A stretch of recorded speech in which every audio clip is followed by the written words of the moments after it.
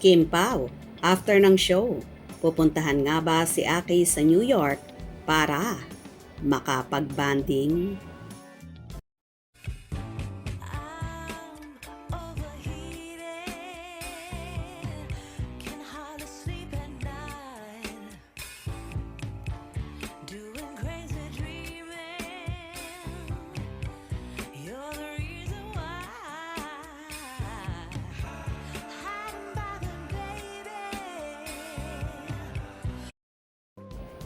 Kung totoo ang nasagap naming chika, hindi pa uuwi sina Kim Chiu at Paolo Avellino sa Pilipinas matapos ang huling leg ng kanilang Love Kim Pao World Tour sa Toronto, Canada.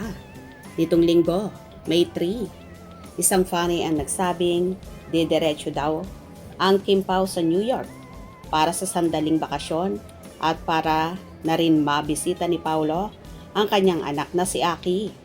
Planado na raw ito bago pa nagsama sa France ang dalawa.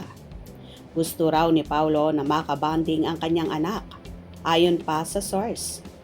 Base sa AI overview, halos 2 oras lang ang plane trip mula Toronto patungong New York, kung saan nakabase si Aki, ang ina nitong si LJ Reyes at asawa.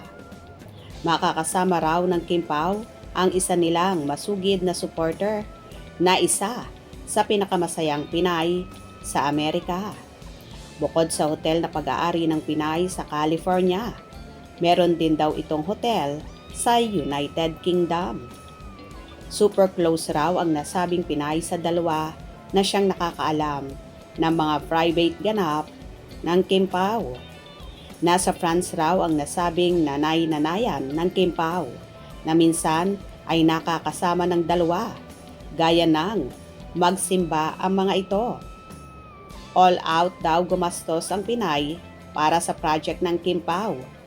Isa na nga rito ang pagpondo ng maraming black screening sa nakaraang movie ng dalawa na My Love Will Make You Disappear. Kung meron daw nakakaalam sa walang kamatayang chismis na engaged na o hindi pa sina Kim at Paolo, ito raw ang nakakaalam. Samantala, masayang sinalubong ng kanilang mga tagahanga sina Kim at Paolo sa airport ng Toronto. Nawindang ang mga airport personnel at ibang lahi sa di magkamayaw na mga tagahanga nung makita nila ang dalawa. Nabulabog ng todo ang mga tourists, locals at airport staff na magsigawan at maging aligaga ang Kim Paolandia. Well, kung totoo man na hindi pa uuwi ang Kim Pao at pupunta nga kay Aki, for sure, magiging happy ang banding nila at sulit dahil matagal na ring hindi nagkikita ang mag-ama. Isa pa, di ba malapit na ring mag-birthday si Paolo ng May 13? Baka isasabay na rin ang nasabing celebration na yon. Kaya tumutok at mag-abang lang kayo para lagi kayong updated sa mga ganap ng Lovebirds. Hope you enjoyed. Please subscribe for more info.